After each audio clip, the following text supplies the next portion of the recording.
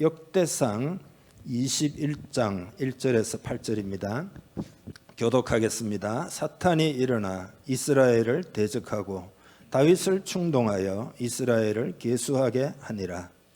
다시 요압과 백성의 지도자들에게 이르되 너희는 가서 브엘세바에서부터 단까지 이스라엘을 계수하고 돌아와 내게 보고하고 그 수요를 알게 하라 하니 요압이 아뢰되 여호와께서 그 백성을 지금보다 100배나 더하시기를 원하나이다. 내 주 왕이여, 이 백성이 다 내 주의 종이 아니니까 내 주께서 어찌하여 이 일을 명령하시나이까? 어찌하여 이스라엘이 범죄하게 하시나이까 하나. 왕의 명령이 요압을 재촉한지라. 드디어 요압이 떠나 이스라엘 땅에 두루 다닌 후에 예루살렘으로 돌아와 요압이 백성의 수요를 다윗에게 보고하니 이스라엘 중에 칼을 뺄 만한 자가 110만 명이요 유다 중에 칼을 뺄 만한 자가 47만 명이라. 요압이 왕의 명령을 마땅치 않게 여겨 레이와 베냐민 사람은 계수하지 아니하였더라. 하나님이 이 일을 악하게 여기사 이스라엘을 치심해 다윗이 하나님께 아뢰되 내가 이 일을 행함으로 큰 죄를 범하였나이다. 이제 간구하옵나니 종의 죄를 용서하여 주옵소서. 내가 심히 미련하게 행하였나이다 하니라. 아멘. 하나님은 사랑이시기 때문에 우리에게 은혜를 베풀려 하십니다. 그 마음을 잘 알아들이는 것이 하나님께 큰 영광이 됩니다. 하나님을 기대할 때 하나님은 기뻐하십니다. 여러분, 하나님을 기대하는 우리 모두 되기를 원합니다. 하나님이 우리 공동체에 임재하셔서 마음에 불편함이 하나도 없는, 그죠? 그런 우리 공동체가 되기를 사모합시다. 이 시간에도 말씀을 우리 그렇게 듣기를 원합니다. 다윗의 이야기인데요. 다윗의 삶에 있어서 가장 큰 실수 두 가지 중에 하나잖아요. 하나는 밧세바 사건이고 하나는 오늘 본문 인구조사를 한 사건입니다. 밧세바 사건은 육신의 정욕에 넘어간 사건이고 이 인구조사 사건은 이생의 자랑에 넘어간 사건입니다. 그 세 가지잖아요. 육신의 정욕, 안목의 정욕, 이생. 그러니까 다윗이 안목의 정욕, 즉 물질에 관한 이 욕심, 이거는 별로 없는 것 같아요. 그러나 앞에 뒤에 두 가지는 넘어진. 그래서 오늘 본문은 이 인구조사, 이생의 자랑에 넘어간 내용을 함께 나누려고 합니다. 인구조사, 인구 센서스라는 게 왜 잘못된 것일까요? 우선 보기에는 뭐 잘못된 것 같지가 않은데 평소에 다윗은 하나님의 은혜를 항상 잘 알고 있었죠. 모든 것이 하나님의 은혜입니다. 난 하나님을 의지합니다. 은혜를 믿었고, 그죠? 또 고백도 그렇게 하고. 하지만 나라가 강력해지고, 그죠? 주변에 다 다윗에게 굴복하고 위세를 떨치고 이렇게 되니까 사탄이 다윗의 마음을 충동질하기 시작을 했습니다. 너는 큰 힘이 있다. 너는 어마어마하다. 다 주변 나라들이 너한테 굴복하지 않았냐. 이렇게 사탄이 다윗으로 하여금 교만해지도록 부추긴 거죠. 다시 말해서 스스로의 힘을 의지하도록 부추긴 거죠. 너는 힘이 있으니까 인구조사 한번 해봐. 너 얼마나 어마어마한 나라가 된 거야. 이게 네가 엄청 힘이 있어. 스스로의 힘으로 살아갈 수 있도록 유혹을 한 겁니다. 갈라디아서에 보면은 어떤 표현이 나오는가 하면은 성령으로 시작하였다가 육체로 마친다, 이런 표현이 나오거든요. 그러니까 성령으로 시작했지만 육체로 마칠 위기에 지금 처해 있는 겁니다. 여러분, 예레미야 17장 5절에 보면 여호와께서, 지금 나와 있습니까? 여호와께서 이와 같이 말씀하시니라. 무릇 같이 읽죠. 무릇 사람을 믿으며 육신으로 그의 힘을 삼고 마음이 여호와에게서 떠난 그 사람은 저주를 받을 것이라. 그는 사막의 떨기나무 같아서 좋은 일이 오는 것을 보지 못하고 광야 간조한 곳 건건한 땅 사람이 살지 않는 땅에 살리라. 아멘. 여기에 보면은 무릇 사람을 믿으며, 다윗으로 치면은 군대의 수를 믿으며 육신으로 그의 힘을 삼고, 그런 사람은 어떻게 해요? 뒤에 보면은 사막의 떨기나무 물을 공급을 못, 좋은 일이 오는 것을 보지 못한다. 그러니까 여러분, 오늘 우리들도 다윗처럼 스스로의 힘을 의지하고 생각하고 말하고 살아가고 행동하고 그런 유혹을 받는다는 것을 꼭 깨달아야 합니다. 그러니까 사탄이 우리에게 유혹한다 이 말이죠. 사탄이 하나님 네가 의지한다고 하지만 그거 하나님이 안 도와주실 거야. 하나님이 너를 기도를 안 들어주실 거야. 이런 사탄의 소리가 있다 이겁니다. 그러니까 네가 힘을 써야 된다. 네가 뭔가를 해야 된다. 하나님 못 믿는다. 이런 유혹을 한다 이 말. 이 시험에 넘어지면 사탄이 결국은 우리를 속박해가지고 그 결과로 여러분 내가 하려고 하면은 항상 마음이 불안하고 마음의 고통이 있습니다. 힘들고 두렵고 그렇게 된다 이 말이죠. 우리는 우리 스스로의 힘으로는 살아갈 수 없는 세상이라고 하는 것을 깨달아야 합니다. 특별히 그리스도인으로 일꾼으로 부름받아 하나님의 나라를 세우려고 하는 사람은 절대 우리 힘으로 할 수 없다는 것을 깨달아야 합니다. 많은 그리스도인들이 성령님에 대해서 잘 모릅니다. 잘 몰라서 의지하지도 못하고 또 성령님을 어떻게 의지해야 되는가 그 방법도 잘 몰라가지고 마치 영적인 고아처럼 행동을 합니다. 그래서 예수님이 성령을 부으시겠다고 하시면서 뭐라고 그랬죠? 너희를 고아처럼 버려두지 않겠다 하셨잖아요.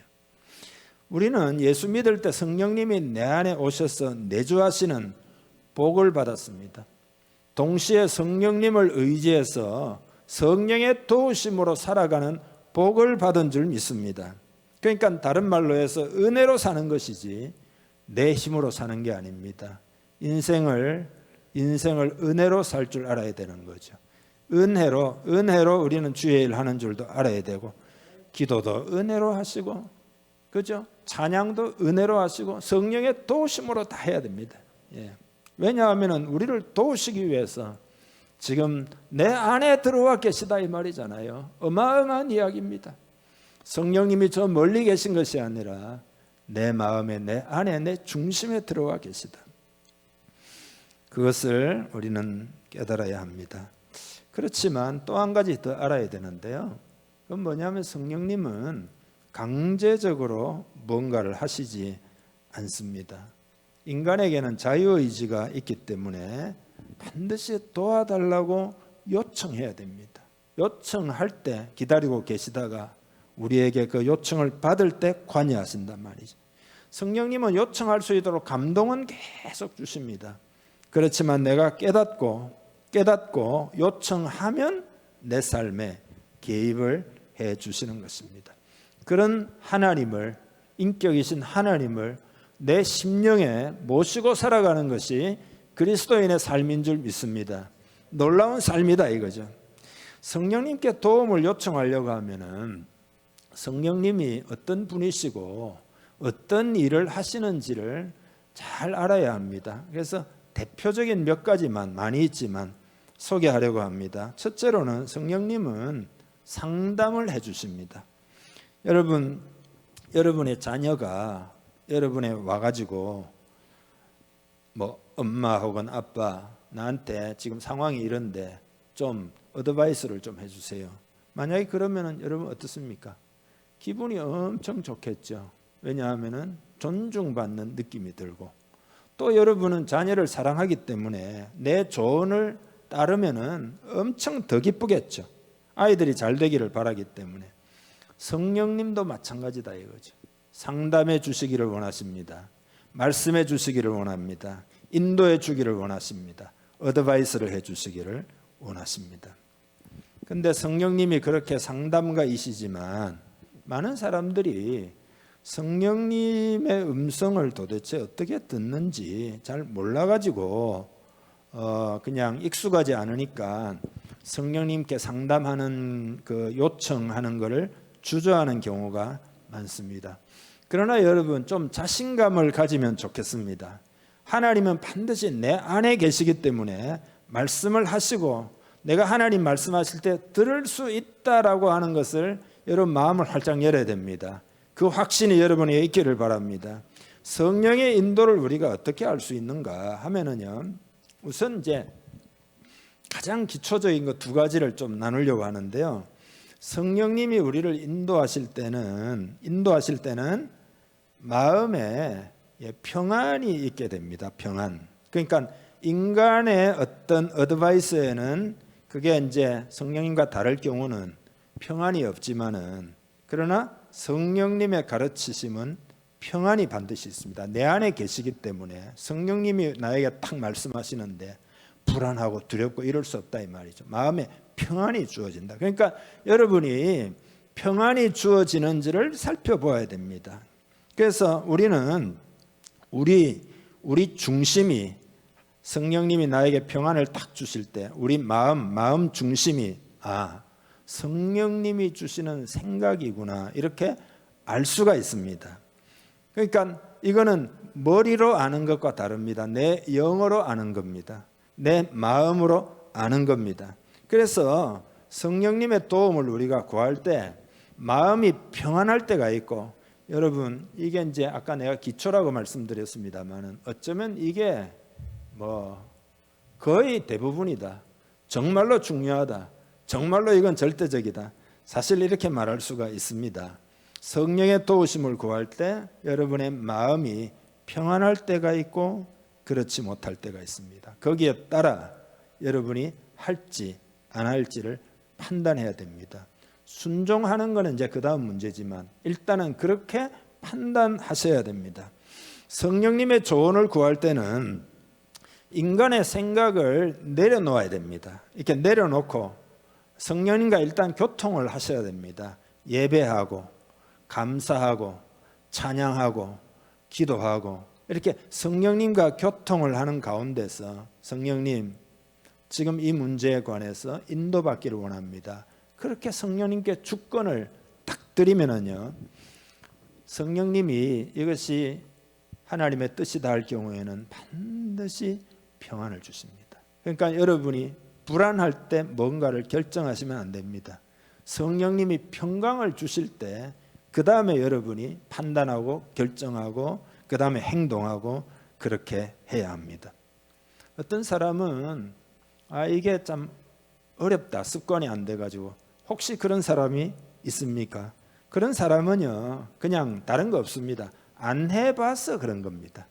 그러나 한번 해보시기를 바랍니다. 하면은 정말로 성령님이 평강을 주시거나 평강을 주시지 않거나 그렇게, 그래서 내 것을 딱 내려놓고 그렇게 하나님의 뜻을 구하면은요 그렇게 인도하십니다. 성경 구절에 보면 이런 거 있죠. 빌립보서 4장 6절 7절입니다. 아무것도 염려하지 말고 다만 모든 일에 기도와 간구로 너희 구할 것을 감사함으로 하나님께 아뢰라. 그리하면 모든 지각에 뛰어난 하나님의 무엇이요? 평강이 그리스도 예수 안에서 너희 마음과 생각을 지키시리라. 할렐루야. 이 구절은요 염려를 있잖아요. 염려를 하나님께 맡기면서 이렇게 기도로 바꾸잖아요. 그게 이제 맡기는 거죠. 기도하면 우리의 인간적인, 그러니까 모든 지각에 뛰어난, 이 말은 내 인간적인 생각을 뛰어넘는 하나님의 평강을 주신다. 그렇게 하여 평강을 주시면 어떻게 된다고요? 너희 마음과 생각을 지키시리라.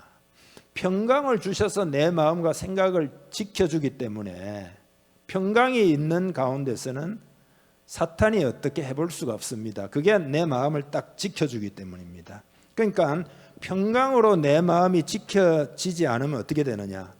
여러분 마음이 불안하고 두렵고 복잡하고 이렇게 되면 어떻게 되느냐? 성령님이 인도하시지를 않고 사탄이 여러분을 인도하기가 굉장히 쉬워집니다. 그렇기 때문에 평강이 중요합니다. 그래서 마음을 지킨다라는 말은 마음을 집으로 생각해 보세요. 집에는 문이 있잖아요. 문을 지킨다. 마음의 문에 파수꾼을 세우는 것을 말해요. 그러니까 평강이 없다는 말은 파수꾼을 세우지 못한 거기 때문에 사탄이 내 마음의 문에 그냥 왔다 갔다 마음대로 들락날락 한다. 그런 뜻이 됩니다. 그러니까 여러분 이 진리, 이 구절이 얼마나 중요한지 모릅니다. 여러분 자꾸 훈련해 보시기를 바랍니다. 먼저 염려를 주님께 맡기고 기도해서 마음에 평강이 오면 그 다음에 여러분이 성령의 인도를 잘 받을 수가 있습니다.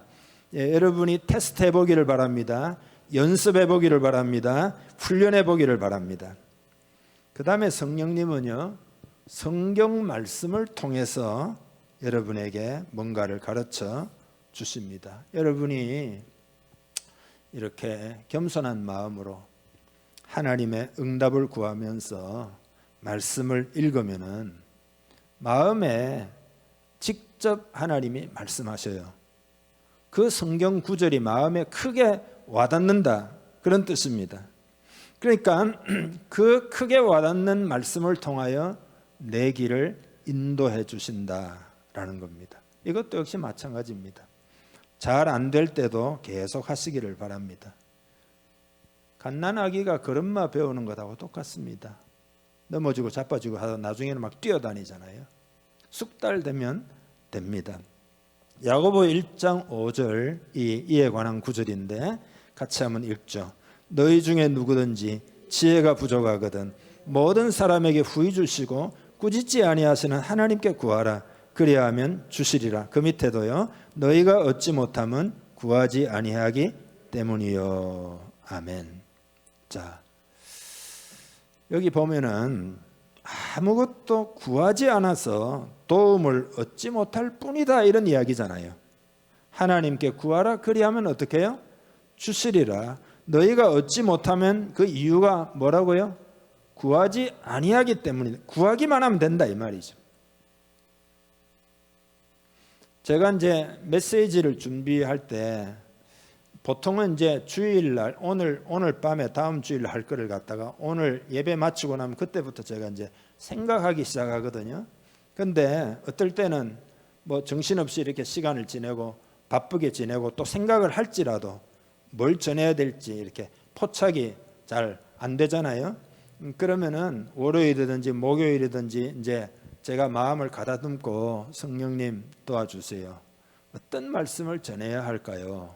이러면요 그날 여지없이 성령님이 뭔가 떠오르게 하시고 마음을 뜨겁게 하셔서 야 이것 전하면은 우리 성도들이 큰 도움이 되겠다.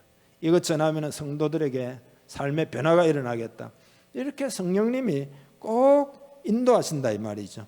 도움을 요청하면 여지없이 성령님이 도와주십니다. 왜냐하면 성령님은 상담가이시기 때문입니다. 그 성령님 의지하기를 축복합니다. 그 다음에 성령님은 위로하시는 일을 하십니다. 여러분이 실망하거나 상처를 입거나 혹은 오해를 받거나 무슨 일로 인해서 뭐 이렇게 상실감을 느끼거나 등등 위로가 필요한 인생이잖아요.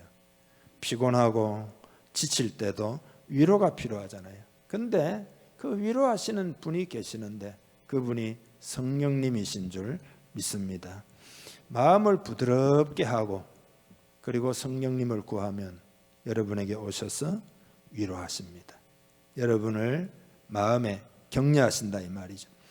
성령님께 구해야 할 위로를 사람에게 구하고 그리고 내 마음을 잘 몰라준다 하면서 화를 내는 경우가 참 많습니다. 물론 사람의 위로도 필요하지만 그러나 사람의 위로는 한계가 있기 때문에 내 뜻대로만 다 안 됩니다. 그죠? 내 마음을 어떻게 100% 알겠어요?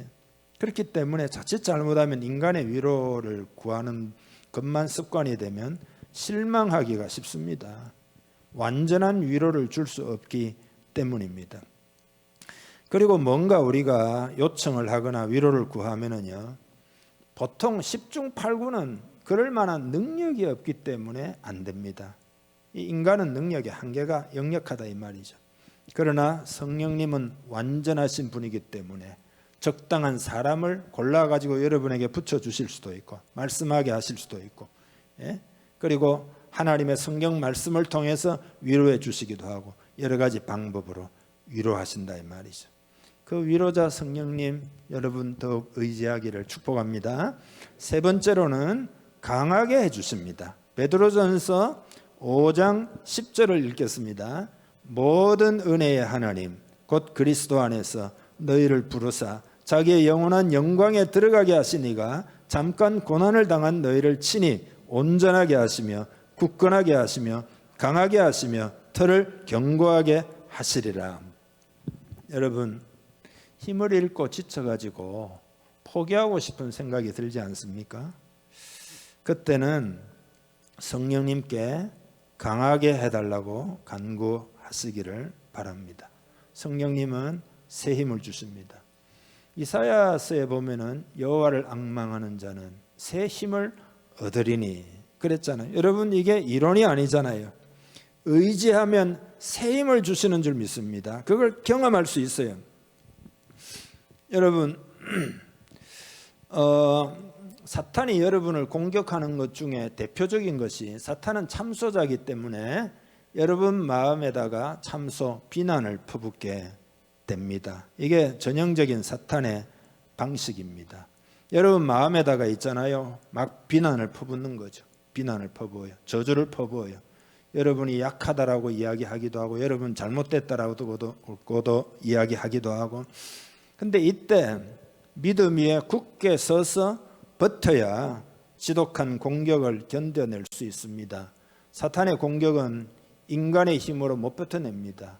믿음 위에 굳게 서서 믿음으로 버텨야 됩니다. 그런데 이렇게 버티기 위해서는 어떻게 해야 되는가 하면은 하나님의 말씀을 새기고 또 새겨야 됩니다. 새기고 또 새겨야 돼요. 어떤 분이 마음에 시험이 와요. 그래서 그분이 설교를 반복적으로 들었답니다. 그리고는 완전히 회복됐어요. 그리고 하나님의 말씀을 또 읽고 또 읽고 새기고 또 새겼어요. 그래서 그는 승리했습니다. 그리고는요, 자기가 은혜를 받은 신앙서적을 꺼내가지고 내가 은혜 받았던 그 부분을 있잖아요, 읽고 또 읽었어요. 그랬더니 다 회복이 됐습니다.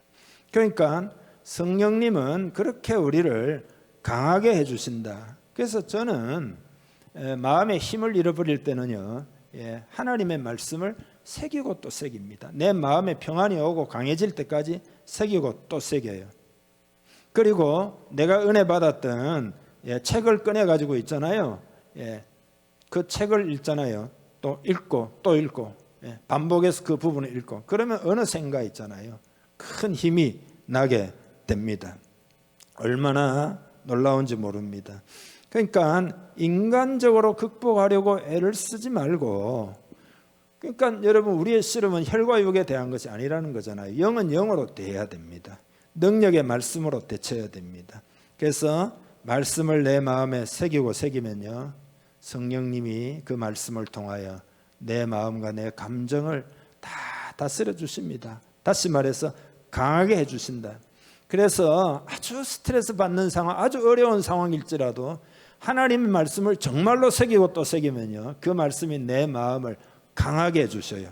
담대하게 해주셔요. 그러니까 여러분이 신앙생활할 때 수동적인 태도로, 사탄이 막 공격하는데도 불구하고 수동적인 태도로 이렇게 있으면 안 됩니다. 능동적이 되어야 됩니다. 다시 말해서 당하고 있으면 안 된다 이 말이죠. 기도하고 찬송하고 감사하고 하나님 말씀을 내 마음에 새기고 읽고 또 읽으면서 말씀을 받고 새기고 이렇게 하시면은 성령님은 절대 여러분의 기대를 저버리지 않습니다. 또 성령님은 파라클레토스라 그랬는데 파라클레토스는 보혜사라는 뜻이고 변호사 그런 의미도 있습니다. 그래서 성경에 보면은 의롭다 하신 이는 하나님이시니 이런 표현이 있잖아요. 로마서에 하나님이 나를 의롭다고 변호해 주신다. 왜? 뭐 때문에요? 예수님 때문에. 성령님이 그런 일을 하신다라는 겁니다. 파라클레토스는 변호사는 누군가 돕는 일을 하도록 부름받은 존재다. 여러분이 만약에 재판을 해보았다면 변호사가 얼마나 힘이 되는지 아마 경험한 분은 알 겁니다. 재판정에 혼자 선다 생각해 보세요. 네, 아무것도 할 게 없습니다. 그냥. 그러나 변호사가 있으면요, 다 내 사정을 듣고 다 정리해가지고 법적으로 다 해결해가지고 그 다음에 판사 앞에서 있잖아요. 다 변호를 해준다 이거죠. 내가 나설 필요가 하나도 없어요. 변호사가 다 알아서 해줍니다. 그러니까 예를 들어 내가 재판을 한다 치면 목사님은 그냥 내 옆에 앉아 계시면 됩니다. 할 거는 아무것도 없습니다. 그냥 가만히 앉아 계시고 제가 다 할 겁니다. 이런다 이 말이죠. 성령님은 능력 있는 변호사인 줄 믿습니다. 생각만 해도 든든하다 이거죠. 생각만 해도 든든해요. 사람들은 자신이 한 말이나 혹은 사람들의 평가나 혹은 내가 한 일이나 이런 것들을 변호하는 데에 상당한 여러분의 에너지 시간을 이렇게 소비하게 됩니다. 그렇게 하지 말고 변호사 대신 성령님께 다 맡겨야 됩니다. 자꾸 안으로 이래가지고 있잖아요. 자기 생각에 막 몰입해 이렇게 하지 말고 성령님께 여러분이 변호해 주세요. 이렇게 맡겨야 됩니다. 누가 여러분을 헐뜯으면 여러분은 그것을 해결하기 위해서 나는 그렇지 않다라고 납득시키거나 여러분 마음속에서 막 이제 그런 문제를 해결하기 위해서 온갖 노력을 기울이죠. 그러나 그렇게 하지 말고 성령님께 변호를 부탁드리는 것이 최선이에요. 성령님은 내 안에서 나를 변호해 주신다. 어떻게 변호하시냐? 너는 예수님 안에 있다. 예수님이 너를 위해 십자가 지셨다. 너의 모든 허물과 죄를 주님께 맡기면 다 해결해 주신다. 그러니까 너는 걱정할 게 아무것도 없다. 하나님은 사랑이시다. 그러니까 그런 공격받을 필요가 없다. 그렇게 막 염려할 필요가 없다. 성령님이 이렇게 다 변호하신다 이 말입니다. 내 힘으로 뭔가를 할 수 있다고 생각하는 것은 여러분 지혜롭지 못합니다. 여호와를 경외하는 것이 지혜의 근본입니다. 사업을 왜 여러분 힘으로 하려고 합니까? 교회 일을 왜 내 힘으로 하려고 합니까? 마음의 고통을 극복하려고 할 때 왜 내 힘으로 하려고 합니까? 그죠? 예배도 성령님으로, 찬양도 기도 많이 하고 찬양해. 모든 일은 성령으로 말미암아 내 힘으로 하지 말아야 됩니다. 성경 말씀은 우리가 성령님을 의지하면 그분의 능력을 힘입을 수 있다고 말씀하십니다. 그런데 많은 경우에 그걸 놓쳐버리는 그런 경우가 많죠. 성령님이 얼마나 놀랍게 역사하시는지를 잘 못 배워서 아마 그럴 수도 있습니다. 시편에 보면 거의가 마주 싸워야 할 적이 강하고 많고 그럴 때 하나님은 얼마나 강한 분이신지를 선포하면서 하나님을 의지하는, 그래서 오늘 또 우리 예배 시작하기 전에 여호와는 나의 뭐 힘이시고 산성이고 요새시고 피난처 그러잖아요. 전부 그런 이야기잖아요. 사도 바울도 하나님이 자기의 능력이 되어주신다는 것을 정말로 깨닫고 난 다음에 뭐라고 이야기했는가 하면은 나는 내 연약함을 자랑한다고. 여러분 연약하십니까? 뜻대로 안 됩니까? 그러나 그것을 자랑한다는 거예요. 왜냐하면은 그 연약함을 느끼고 성령님을 구하니까 성령님이 역사해 주신다 이 말이죠. 그걸 경험하고는 내가 연약함을 오히려 자랑한다. 왜냐하면은 성령님이 도와주시기 때문이다. 그러니까 사라가 임신을 할 수 있었던 것도 믿음으로 잉태할 힘을 얻었다. 성경에 그렇게 기록하잖아요. 다 하나님이 힘주시는 거다 이거죠. 하나님이 힘주시는 것. 그래서 성령의 힘을 얻으면은요 영혼이 자꾸 새로워지고 육신도 새로워지고 여러분이 자녀를 키울 수 있는 힘도 얻게 되고 자녀가 막 애를 먹일 때도 있잖아요. 그러나 하나님이 힘주시고 여러분 직장생활 한다면 까다로운 상사가 있을 수 있잖아요. 고단한 일도 감당할 수 있는 힘을 얻을 수가 있고, 결혼 생활의 어려움도 성령님의 도움을 구하면은 여러분이 극복할 수 있는 힘도 물론 얻을 수가 있고, 다 성령님의 도움을 얻을 수가 있다 이 말. 시편에 보면 내가 주를 의뢰하고 적군을 향해 달리며 내 하나님을 의지하고 담을 뛰어넘나이다 그랬잖아요. 엘리야도 지치고 피곤하고 힘들 때 하나님의 영이 어루만져 주니까 천사를 보내가지고 40주야를 다 견뎌냈다는 거잖아요. 혼자의 힘으로 여러분이 인생을 살 건가, 아니면은 그와처럼 성령님을 의지하고 살 건가, 꼭 마음에 결단을 해야 됩니다. 오늘 이 시간 말씀 듣고 여러분 내 힘으로 하려고 했던 게 있다면 당장 라이프 스타일을 바꿀 수 있기를 주님의 이름으로 축복합니다. 성령님이 여러분 안에 계십니다. 여러분 중심에 계셔요. 바깥의 도움을 구하지 말고 내 안에 계신 성령님, 다시 말해 세상 말로 하면 신을 내 안에 모시고 있잖아요. 삼위일체 하나님을 내 안에 모시고 있잖아요. 성령으로 세례를 베풀어 주셔서 주님의 권능이 내 인생에 차고 넘치도록 여러분 기도하시기를 바랍니다.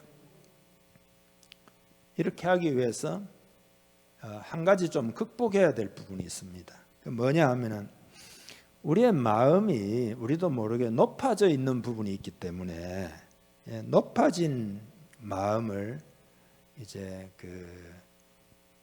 낮추어야 됩니다. 여러분 그렇게 하시겠습니까? 높아진 마음은 나를 멸망으로 이끈다는 것을 꼭 기억해야 됩니다.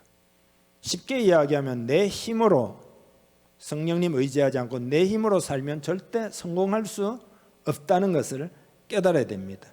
그러니까 성령님보다 앞서고 성령님보다 높아지려고 하는 생각이 올 때 그 생각을 저항을 해야 되는데, 저항하지 않고 가만히 놓아두면은요, 그 생각이 자라가지고 내 마음에다가 뿌리를 다 내리게 됩니다. 그러면 뿌리를 완전히 내리면 어떻게 되느냐?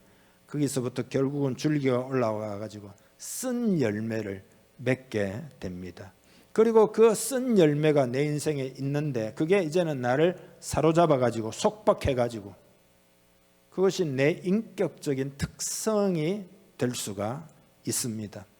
그렇게 되면 어떻게 되느냐? 그런 것들이 내 인격적 특성이 돼 있으니까 내가 삶을 살아갈 때 안 되는 방식으로 계속 살게 되는 거다 이 말이죠.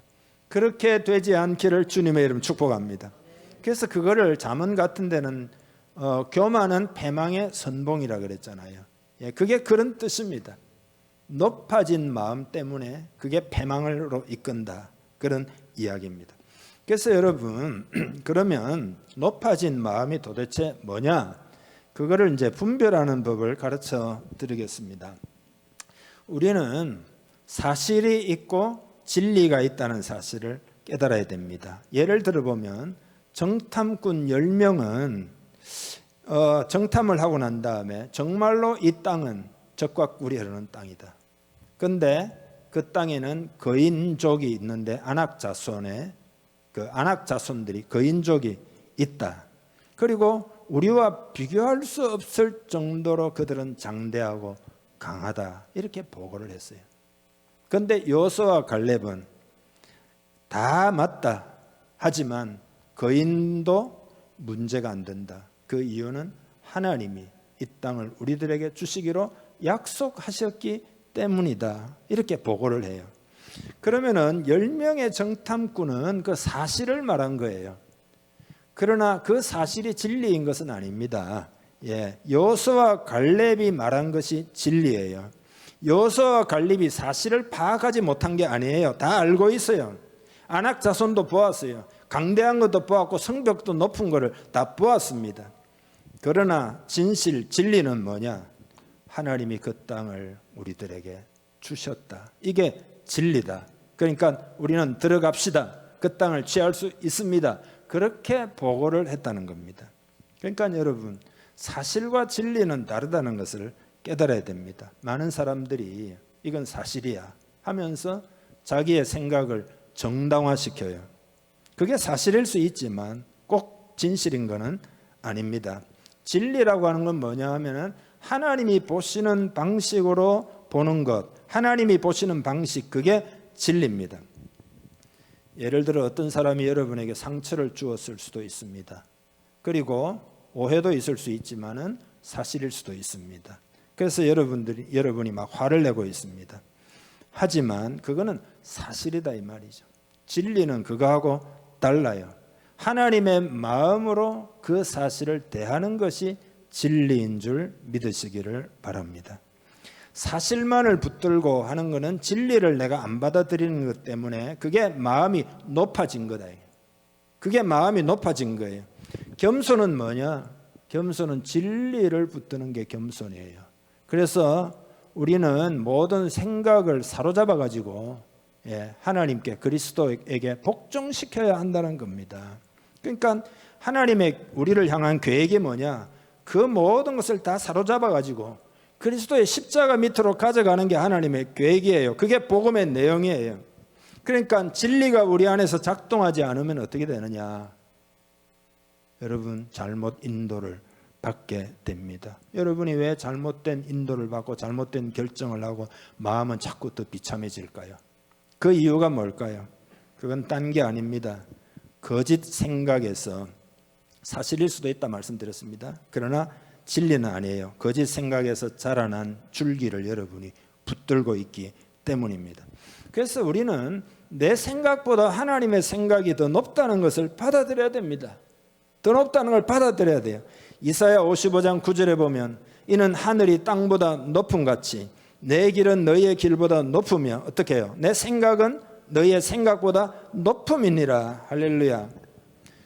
예를 들어 보죠. 내가 예를 들어 병이 들었어요. 그러면 그거는 사실이죠. 난 막 그리스도인이니까 병 안 들었어. 웃기잖아요. 병 든 건 사실이죠. 그러나 그게 사실일지라도 진리는 뭐냐? 진리는 이거죠. 하나님이 그 병을 치료하실 수 있다. 이게 진리예요. 그러니까 우리는 하나님의 생각이 더 높다는 것을 알아야 되고 그걸 인정하고 살아가는 걸 믿음이라 그래요. 지난주에 보았던 말씀을 다시 한번 보겠는데요. 고린도후서 10장 4절입니다. 우리의 싸우는 무기는 육신에 속한 것이 아니요 오직 어떤 견고한 진도 무너뜨리는 하나님의 능력이라. 모든 이론을 무너뜨리며 하나님 아는 것을 대적하여 높아진 것을 다 무너뜨리고 모든 생각을 사로잡아 그리스도에게 복종하게 하니. 그러니까 여기 보면 하나님 아는 것을 하나님 잘 알고 그러면 하나님의 진리를 알 수 있는데, 그러나 그거를 오히려 대적해 가지고 높아진 것을 무너뜨려야 된다. 이 높아진 건 여러분 뭐죠? 그게 요새잖아요. 요새. 요새. 근데 그 요새라고 하는 왜 요새냐?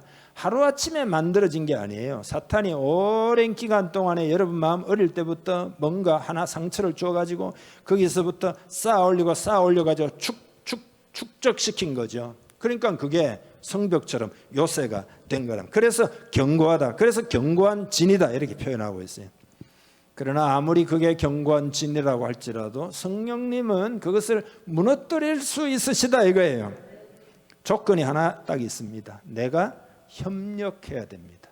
내가 협력해야 됩니다. 협력하면 다 무너뜨릴 수 있습니다. 여러분, 하나님보다 더 높아지려는 생각이, 다윗도 오늘 이 유혹을 받았다는 거잖아요. 그 생각이 여러분의 마음의 보좌에 앉아가지고 여러분을 지배하려고 한다는 것을 깨달아야 됩니다. 그것을 사로잡아가지고 그리스도의 통제 안에 두지 않으면 여러분은 곧 지배당하고 말고 그것이 여러분의 인격처럼 돼버리고, 그래서 그런 방식으로 여러분은 사고하고 생각하고 말하고 행동하고 살아가. 그렇게 우리 그리스도인이 살아갈 이유가 절대 없다 이거죠. 진리에 순종하고 높아진 생각을 무너뜨리기를 주님의 이름 축복합니다. 더 나아가서 성령님께 도움을 청해야 됩니다. 성령의 권능이 아니면 절대 진짜 성공은 없다 이렇게 생각을 해야 됩니다.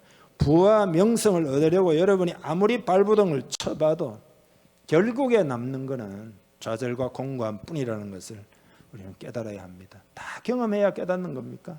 아닙니다. 우리는 하나님의 지혜 안에서 미리 깨달을 수가 있습니다.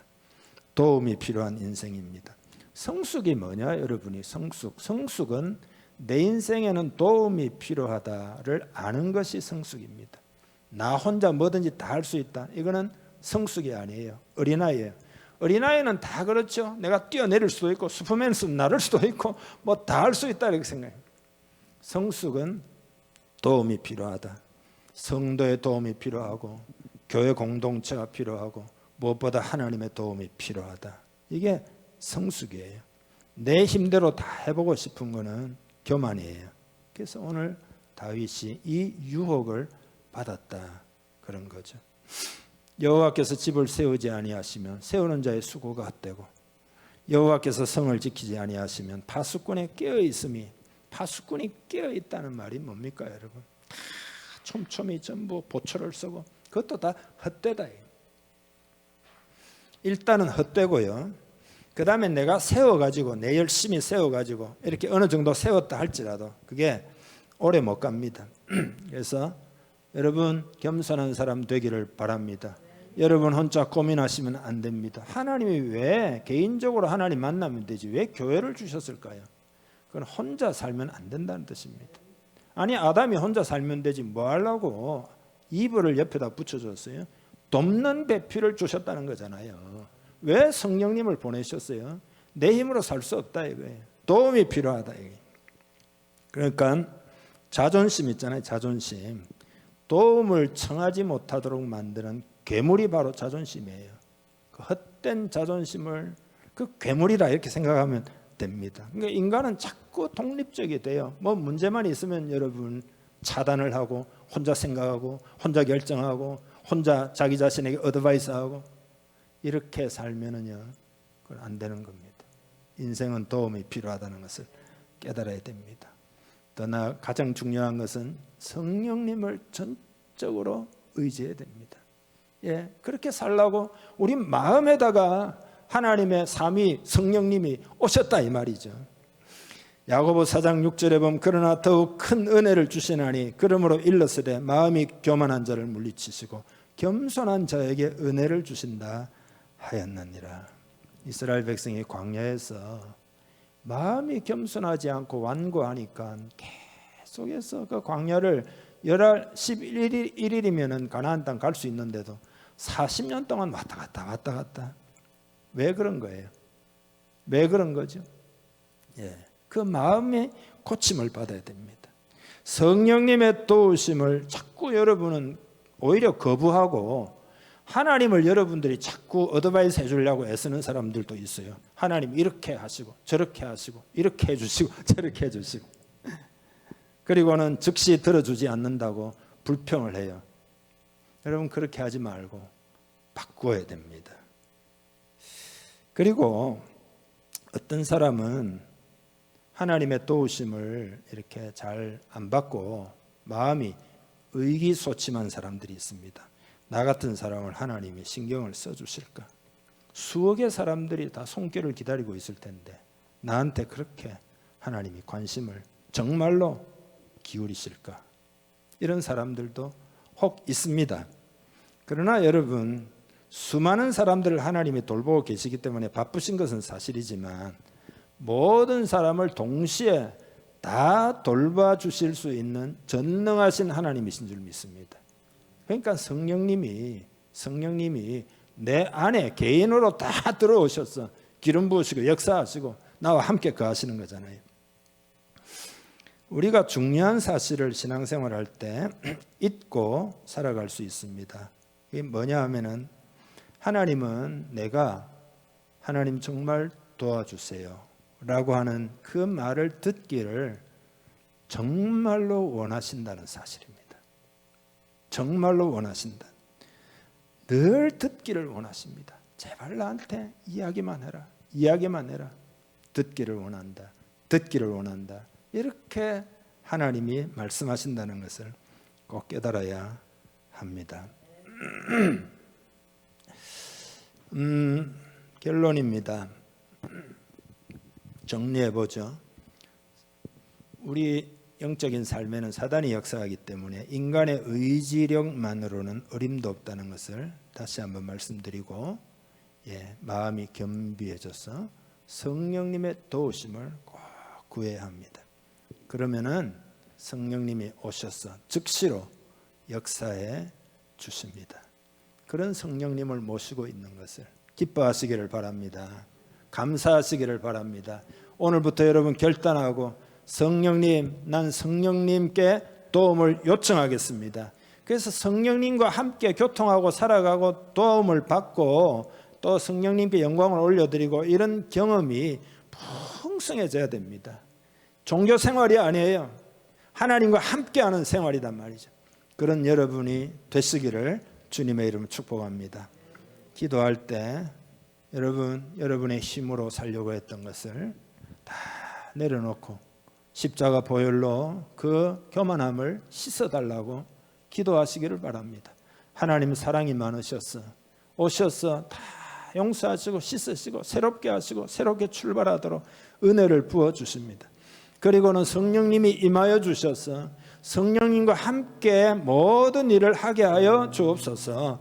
진실하게 한번 간구하는 시간 되기를 바랍니다. 기도하겠습니다. 하나님 아버지, 이 시간 기도합니다. 오늘 말씀을 들었습니다.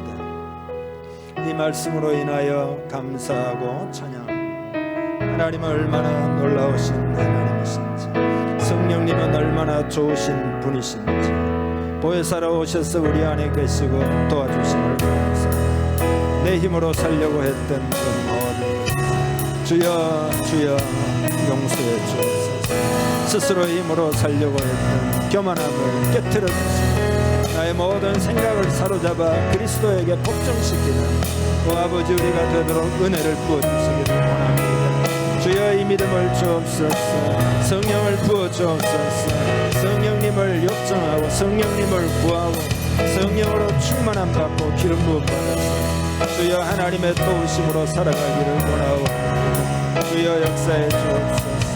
경관진을 무너뜨리는 내 힘으로 살아가려고 했던 경관진을 무너뜨리고 그리고 하나님을 초청합니다. 성령님을 초청합니다. 임재하셔서 역사하여 주시기를 간절히 원합니다. 주의 권능으로 사는 내 인생이 되기를 원합니다. 주여 내 인생을 다 맡기고 있지 않습니다. 도와주옵소서. 하나님 아버지, 교만을 십자가에 못 박습니다. 내 생각을 사로잡아 예수 그리스도께 이 시간에 복종시킵니다. 모든 경관진을 무너뜨려 주옵시고 내 스스로의 힘으로 살려고 했던 것에서 돌이켜 하나님의 성령을 의지하고 성령님의 도우심을 받고 살기로 결단합니다. 이 시간 임하여 주옵소서. 성령으로 충만하게 하여 주옵소서. 성령의 세례를 베푸시고 권능으로 기름 부어 주시옵소서. 하나님 내 마음은 갈급합니다. 오늘 우리의 마음도 갈급합니다. 오셔서 역사하시옵소서. 오늘부터 결단합니다. 성령에 이끌려서 승리하기를 원합니다. 실패의 인생이 아니라 승리의 인생 되기를 원합니다. 성령님이 도와주시옵소서. 성령님과 교통하고 성령님의 은혜를 입고 살아 하나님이 어떻게 내 삶을 축복하시고 기적을 행하시고 역사하시고 새롭게 하시는지를 경험하고 간증하여 주의 기사를 전파할 수 있는 우리 공동체 한 사람 한 사람이 되게 하여 주시옵소서. 그렇게 되기를 축복하며 예수님의 이름으로 기도하옵나이다.